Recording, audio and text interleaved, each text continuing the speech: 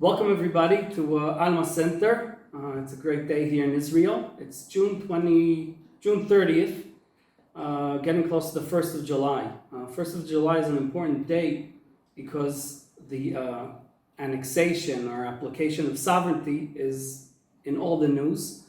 And generally speaking, Alma Center does not deal with political issues or actually even non-political issues, but the Palestinian issue or Gaza is not our subject. We specialize in the northern borders, Lebanon, Syria, and maybe the wider circle of Iran.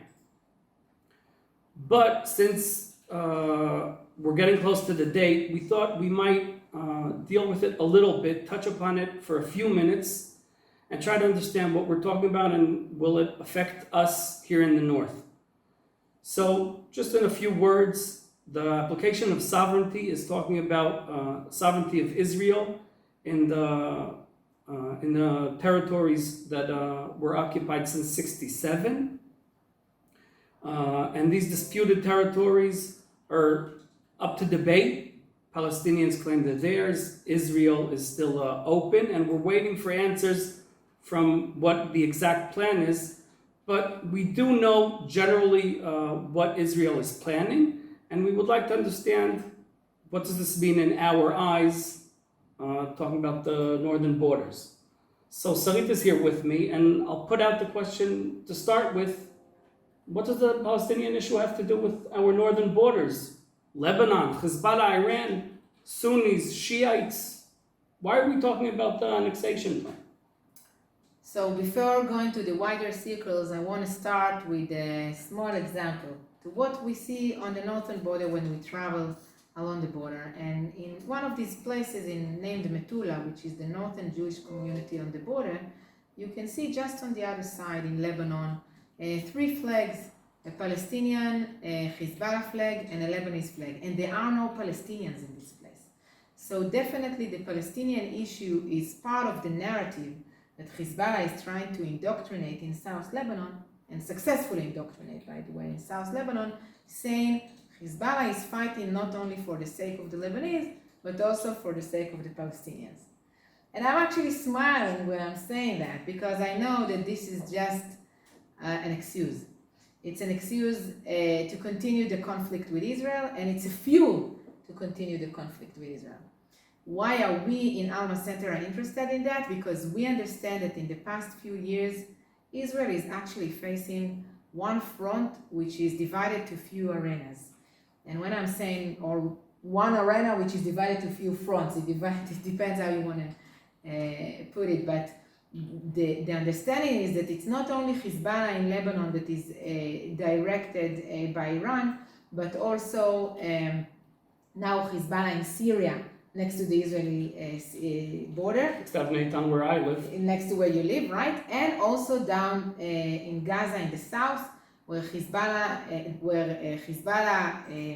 educated Hamas when we speak about tunnels, when we speak about rockets, when Iran is the one who is financing a lot of the ammunition that Hamas gets, and Iran is the one who is directing, giving the orders to the Palestinian Islamic Jihad, which sometimes cooperates with Hamas and sometimes contradicts Hamas and challenges Hamas. It depends on the time. So alliances in the Middle East are changing, and we see today that Iran succeeded in gaining influence in all these countries around in Israel, and that's why when we speak about something that happened in the Palestinian issue, we know that it may, again, it's a question, may affect what is happening in the north. And of course, I'm being asked all the time, what will happen according to this kind of that development in the Palestinian issue.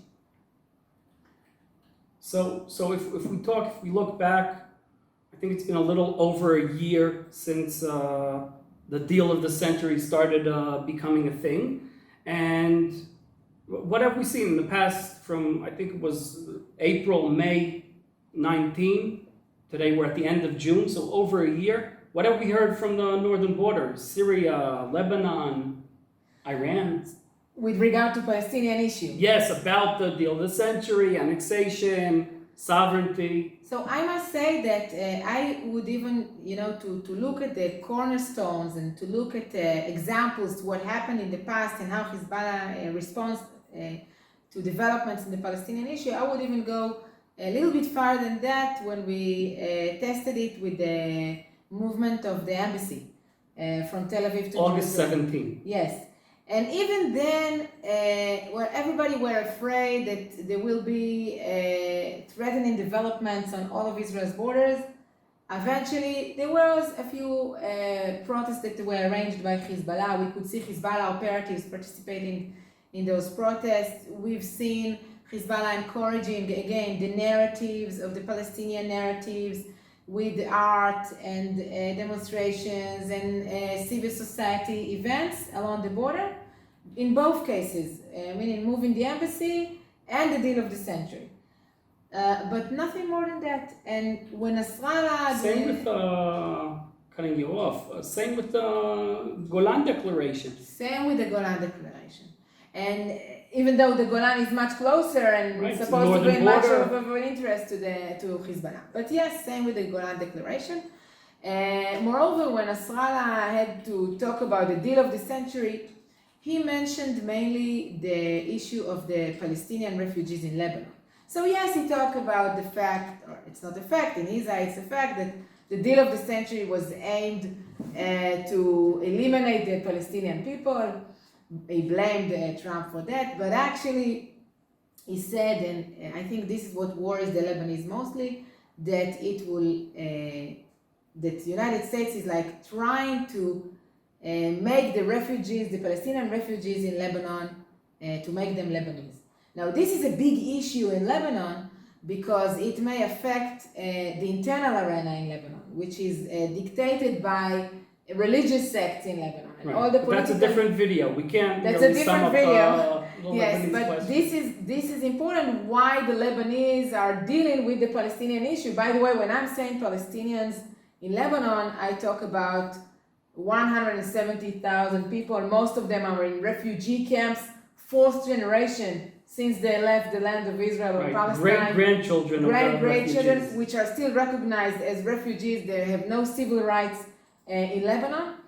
And I think that's, if we speak about issues that are really concerning the Lebanese, that's the only issue.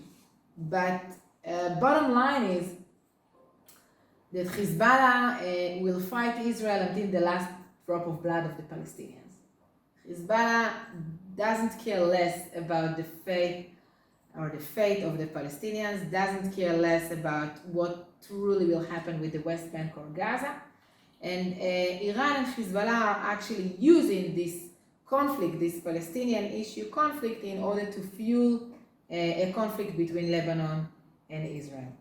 So to sum it up, if we're saying up to now, looking back in the past, it's more lip service than a real cooperation. If you look at your crystal ball and try to predict the future for the next few months, if the plan goes down, what's going to be the reaction in Lebanon? Is there a threat from Syria, from Lebanon, Iran? Our head of research department, Alma just published an article in Jerusalem Post that said that the chances or the risks to a terrorist attack by Hezbollah on the northern border with Israel are getting bigger because of things that are happening inside Lebanon, things that are happening inside Syria as well, and the sanctions against Syria and Hezbollah. So I can't overrule the option that Hezbollah will carry out a terrorist attack against Israel and will use the Palestinian cause as an excuse. But actually, the real reason would be interest of Hezbollah and mainly interest of Iran to raise the tension along the Israeli-Lebanese border. Maybe change the focus from one arena to the other. Exactly. All right. So thank you, Sarit. Thank you. We hope we helped show a different angle, the northern border angle, as we always do, about the annexation, the sovereignty application. Have a great day. Bye. Bye-bye.